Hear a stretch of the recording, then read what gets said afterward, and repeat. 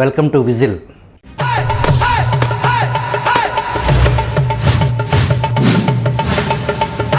ఆంధ్రజ్యోతి పత్రికకు కవితకు మధ్య లడ ఏంటి?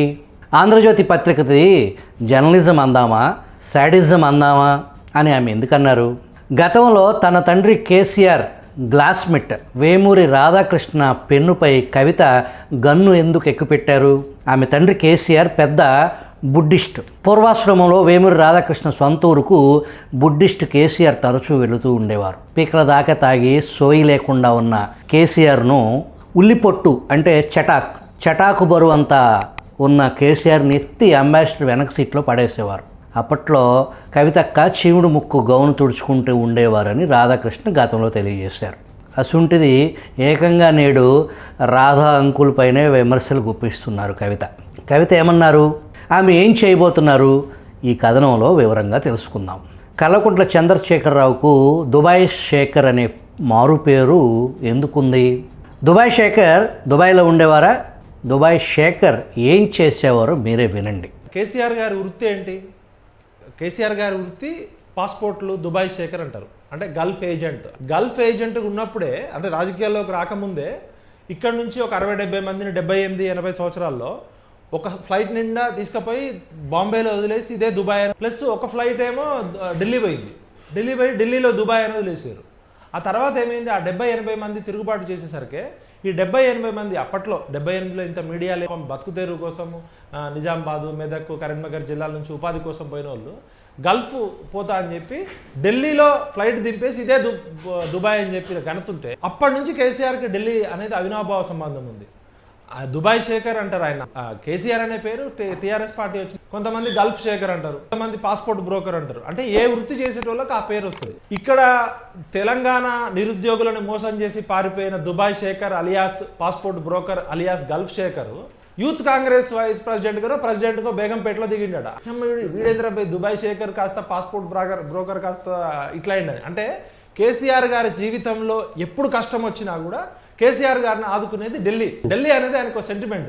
మేము బీహారీలం, మా మూలాలు బీహార్లో ఉన్నాయి, మా తాత ముత్తాతలు బీహార్ నుంచి ఇక్కడికి వలస వచ్చారని కేసీఆర్ స్వయంగా ఒక సందర్భంలో తెలియజేశారు. मेरा डीएनए तेलंगाना, केसीआर का DNA Bihar, he belongs to Bihar. NTR స్థాపించిన తెలుగుదేశం పార్టీ అవకాశం కల్పిస్తే 1987 నుంచి 1988 వరకు కరువు సహాయ మంత్రిగా పనిచేశారు. చంద్రబాబు క్యాబినెట్లో 1995 నుంచి 99 వరకు రవాణా మంత్రిగా పనిచేశారు. 99 నుంచి 2001 వరకు శాసనసభ డిప్యూటీ స్పీకర్గా పనిచేశారు. ఆ తర్వాత టీడీపీని వీడి టీఆర్ఎస్ స్థాపించడం, వైఎస్ రాజశేఖర రెడ్డి కనుసన్నల్లో కాంగ్రెస్తో కలిసి పోటీ చేయటం, కేంద్రంలో ఓడరేవులు షిప్పింగ్ మంత్రిగా పనిచేయటం, ప్రత్యేక రాష్ట్రం కావాలని పోరాడే పార్టీకి ఉమ్మడి రాష్ట్రంలో వైఎస్ మంత్రి పదవులు కట్టబెట్టడం, టీఆర్ఎస్ భవన్కు వైఎస్ ప్రభుత్వం భూమిని కేటాయించటం, తెలంగాణలో టీఆర్ఎస్ ఆర్థికంగా బలపడటానికి వైఎస్ ఎంతగానో సాయపడ్డారు. వైఎస్ రెండోసారి ముఖ్యమంత్రి అయిన తరువాత టీఆర్ఎస్పై వైఎస్ ఉక్కుపాదం మోపి దాదాపుగా అణిచివేశారు. వైఎస్ ఆకస్మిక మరణం కేసీఆర్కు ప్రాణం లేసొచ్చినట్లయింది. దొర కుయుక్తులు, కుట్రలు, అంతులేని అబద్ధాలు, ఆంధ్రులపై అంతులేని విషం చిమ్మటం మీ అందరికీ తెలిసిందే. ఉద్యమ పార్టీ అని తెలంగాణ యువత ప్రాణాల త్యాగాలపై పార్టీని నిర్మించి ఉత్తుత్తి నిరాహార దీక్ష చేపట్టి దీక్షలో ప్రాణం పోయేట్టుందని గ్రహించి ప్రజా యుద్ధ నౌక ప్రజా గాయకుడు గద్దర్కు కబురు పంపి, గద్దరన్న ఏదో ఒకటి చేసి నాకు నిమ్మరసం ఇచ్చి నా దీక్షను భగ్నం చేసి నన్ను బ్రతికించు అని బ్రతిమలాడుకుని ప్రాణాలతో బయటపడ్డ కేసీఆర్ ఆ తర్వాత గద్దర్తో ఎంత అమర్యాదగా ప్రవర్తించింది మనం అందరం చూసాం. ఆలే నరేంద్ర, విజయశాంతి, కోదండరాం పరిస్థితి ఏంటో మీకు తెలియంది కాదు.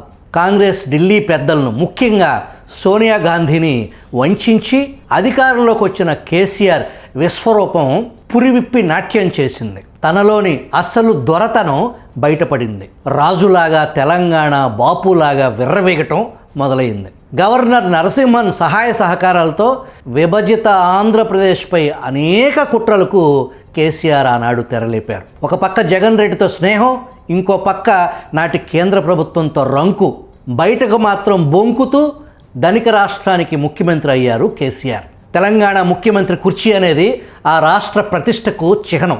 అటువంటి కుర్చీలో అమలాపురానికి చెందిన ఆకులు మన్నాడ చిలకమర్రి శ్రీమన్నారాయణ ఎలియాస్ చిన్నజీయర్ను కూర్చోబెట్టడం, ఆయనకు సాష్టాంగ నమస్కారం చేయటం అందరూ చూశారు. రాష్ట్రం విడిపోకముందు ఈ కారు పార్టీ అధినేత అనేక కారు కోతలు కూశారు. తమిళ బ్రాహ్మణుడైన మాజీ గవర్నర్ నరసింహన్ కాళ్లకు మొక్కటం, ఆంధ్రాలో అమలాపురానికి చెందిన చిన్నజీయర్కు సాష్టాంగ నమస్కారాలు ఒక పక్క. మరో పక్క ఆంధ్ర బేపనోళ్లకు మంత్రాలు రావు, ఆంధ్ర వాళ్ళ బిర్యానీ పేడ బిర్యానీ, మనం ఎన్ని తిట్టినా గబ్బిలాల లెక్క హైదరాబాద్ విడిచి వెళ్లకుండా ఇక్కడే వేలాడుతున్నారు అని ఒకటా రెండా. ప్రాంతాల మధ్య చిచ్చుపెట్టిన దేశ ద్రోహి, అంతకు మించిన తెలంగాణ ప్రాంత ద్రోహి. ధనిక రాష్ట్రాన్ని అప్పుల కుప్పగా మార్చివేసి తన కుటుంబానికి మాత్రం అపరిమిత ధనరాశులు పోగేసి పెట్టిన నయా పెత్తందారు, అహంభావి. ఎగువ మానేరు డ్యాం నిర్మాణంలో భూమి కోల్పోయి సిద్దిపేట మండలం చింతమడక వలస వచ్చిన మధ్యతరగతి కుటుంబం నేడు ఎంత పోగేసిందో లెక్కే లేదు. కేసీఆర్ పుత్రరత్నం చదువు వెలగబెట్టింది ఆంధ్రాలోనే. హైదరాబాద్ మహానగరంలో వేల ఎకరాల భూములు, ఆకాశాన్ని తాకే వాణిజ్య భవనాల నిర్మాణాల కంపెనీలు దాదాపు ఆంధ్రవారివే. అందులో చిన్న దొరకు వాటాలు. తండ్రి కొడుకులు సృష్టించిన ధన ప్రవాహ మదం, ఆ మదం నుంచి టీఆర్ఎస్ బీఆర్ఎస్గా మారిపోయింది. తనను ప్రధాని అభ్యర్థిగా ప్రకటిస్తే విపక్షాల ఎన్నికల ఖర్చు దేశం మొత్తం నేనే పెట్టుకుంటా అని కొన్ని రాష్ట్రాలకు నిధులు సరఫరా చేసిన కేసీఆర్ కేంద్ర పెద్దల ఆగ్రహానికి గురయ్యారు. ఏమీ లేకపోతేనే శూన్యంలో నుంచి బూడిద సృష్టించగలిగిన ఘనులు బీజేపీ పెద్దలు. కవిత రూపంలో అంది వచ్చిన అవకాశాన్ని వాళ్ళు వదులుకుంటారా? కవిత కోపానికి అసలు కారణం ఢిల్లీ లిక్కర్ కుంభకోణంలో తండ్రి కేసీఆర్ అనుమతితో కేసీఆర్కి తెలిసే జరిగింది. బీఆర్ఎస్ వారసుడు కేటీఆర్పై కేంద్ర పెద్దల ఫోకస్ ఎక్కువగా ఉంటుంది కాబట్టి కూతురిని సారా వ్యాపారంలోకి దింపి విజయసాయిరెడ్డి అల్లుళ్లతో కలిసి ఢిల్లీ లిక్కర్ అక్రమ కిక్కుకు అసలు కారకుడు తండ్రి కేసీఆరే అని బిడ్డ ఆంతరంగికుల వద్ద ఓపెన్ అయ్యారు. నాకు జైలు జీవితం అన్న కేటీఆర్కు పార్టీ వారసత్వ బాధ్యతల అని కవిత గుస్స. దీంతో పాటు అధికారంలో ఉండగా పోగేసిన డబ్బులో నా ఓటా ఎక్కడా అని ఆమె తండ్రిని ప్రశ్నిస్తున్నారు. ఈ ఎపిసోడ్లో దొరకు ఇంకో చిక్కొచ్చి పడింది. కేసీఆర్ శ్రీమతి శోభారావు కూతురు పక్షాన నిలబడ్డారు. కవిత సాదాసీదా మహిళ కాదు. కేసీఆర్ గతంలో ఒక ఇంటర్వ్యూలో చెప్పినట్టు మా ఇంట్లో మహిళలు కూడా మద్యం తీసుకుంటారు, అది మా కల్చర్ అని గొప్పగా చెప్పుకొచ్చారు. సంస్కృతిలో భాగంగా కవిత కాస్త గట్టిగానే సంస్కృతిని కాపాడుతారు. తెలుగునాట 2 కుటుంబాలు నేడు రోడ్డున పడ్డాయి. నాడు పిల్లలంటే ఇలా ఉండాలి, వైఎస్ఆర్ కేసీఆర్ అదృష్టవంతులు, పులుల కడుపున పుడిపిల్లలు పుట్టాయి అని వేనోళ్ల పొగిడిన నోళ్ళు నేడు ఇదేం పెంపకం, అక్రమ సొమ్ముల వాటాల మధ్య విభేదాలు, పదవుల దాహం కారణంగా రోడ్డున పడటం అని మూలత్వంలోనే పెంపకం భ్రష్టత్వం కారణంగా ఈ పరిస్థితి వచ్చింది అనే ఆరోపణలు ఉన్నాయి. తోడబుట్టిన చెల్లి పుట్టుకపై తల్లి శీలంపై వ్యాఖ్యలు చేయించిన పార్టీ అధినేత ఒకళ్ళు, సొంత బాబాయిని రక్తపు మడుగులో పడుకోబెట్టిన దుర్మార్గుల గురించి ఇంతకంటే ఏం ఆశిద్దామని.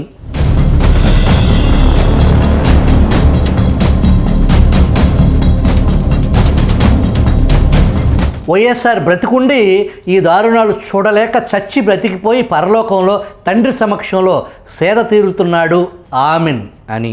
మరొక పక్క నిత్యం ఆంధ్రులపై అసత్యాల విషం చిమ్ముతూ ఆంధ్రుల కంపెనీల ద్వారా వేల కోట్ల అక్రమాస్తులు కూడబెట్టిన దొర తన అంతులేని అహంకారణంగా తాను ఓడిపోయాను అని కేసీఆర్ నేటికి అంగీకరించకపోవటం, తెలంగాణ ప్రజలే పెద్ద తప్పు చేశారు అని దొర అనుకోవటం అసలు విషాదం. 71 సంవత్సరాల వయోభారంతో కన్న బిడ్డల మధ్య విభేదాలు, కుటుంబ సంస్కృతిలో భాగంగా ఎంత తాగినా తండ్రికి కునుకు లేదు. భూలోకంలో నరకం చూస్తున్నారు. జై శ్రీమన్నారాయణ. శ్రీకాంతాచారి లాంటి అమాయకుల బలిదానాల పాపం కేసీఆర్ కుటుంబాన్ని వెన్నాడుతుంది.